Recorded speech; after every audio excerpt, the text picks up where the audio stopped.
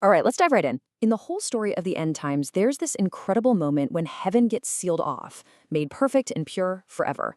But the big question is, when does that actually happen? Is it before the final judgment of earth, or does it happen during it? Today, we're breaking down a really fascinating theological argument that hangs on that very question. And the answer, well, it changes everything about how you might understand divine justice. So, this is the heart of it all. In the framework we're looking at, the heavenly realm is called the actual temple. And the whole idea is that this space needs its own kind of atonement, a final, absolute purification that gets rid of even the possibility of sin forever. The whole debate is about the timing. When is that job finally truly done? So, to get our heads around this, we've got a bit of a roadmap. First, we're going to define the two key locations in this whole cosmic drama. Then we'll look at the two competing ideas on the timing. After that, we'll see why the first resurrection is such a critical turning point, which then sets the stage for humanity's final judgment and leads to this really powerful conclusion about justice and salvation. Okay, so before we can even talk about when all this happens, we've got to get the lay of the land. According to this view, atonement isn't just one single event. No, it's a process that happens in two totally separate places, and each one has a different purpose and a very different fate. And this right here is a key insight. Atonement in this context isn't just about forgiveness for things that already happened. It's a two-part project. Part one, perfecting a realm so that sin can never, ever exist there again. Part two, actually judging the sinners themselves. So it's about both purification and justice. This slide just lays out that core difference perfectly. On one side, you've got the actual temple, that's heaven, which gets cleansed and then preserved for all eternity. And on the other side, you've got the altar, or Hades, the earthly realm, which becomes the stage for judgment before, well, being destroyed. Two spaces, two completely different outcomes. So this distinction between the two spaces brings us right to the main event, the big debate. If heaven and earth are cleansed separately, when exactly is the work in the heavenly temple finished? And this is where the two competing views come into play. So here they are, the two competing timelines. View 1, which is the one our source is arguing for, says the temple's atonement is completely finished with the first resurrection.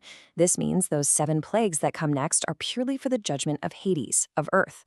But view 2 says, no, those plagues are actually part of the temple's atonement, meaning heaven is still being cleansed at the same time earth is being judged. And both arguments really hinge on this one verse from Revelation. It says no one could get into the temple until the plagues were done. So what does that mean? Is the temple sealed off because it's still, under construction, still being cleansed, like view 2 suggests? Or is it sealed because the job is done, it's perfected, and now it's off limits while judgment is happening somewhere else? That's the whole disagreement right there. So why is our source arguing so strongly that the first resurrection is the moment it all wraps up for the heavenly temple? Well, the answer is this really fascinating chain of events that has everything to do with the angels. Okay, here's the logical chain. It all kicks off with the first resurrection. This event is like the final, undeniable proof of God's goodness. Because of that proof, any lingering doubt among the angels is just erased. And that act perfects their free will. Once their will is perfect, the very possibility of sin can't exist in heaven anymore. And boom, the temple's atonement is complete. You see how each step leads directly to the next. And this, right here, is the absolute core of the argument. The angels' free will isn't perfected by watching punishment and plagues rain down. No, it's perfected by witnessing the ultimate act of love and justice, the resurrection of the faithful. And what that means is that heaven's perfection is sealed by an act of love, not an act of fear. So, if the heavenly temple is considered done, all wrapped up at the first resurrection, then the cosmic spotlight swings entirely over to Earth. Now the focus is all on Hades and the final earthly consequences for humanity. According to the source, those who claim to have faith are kind of broken down into 3 different groups for judgment. First, you've got the righteous. Their actions, their fruit, prove their faith was real. Then you have the false believers, who said all the right things, but their actions told a different story. And finally, you have this really interesting group, the unproven.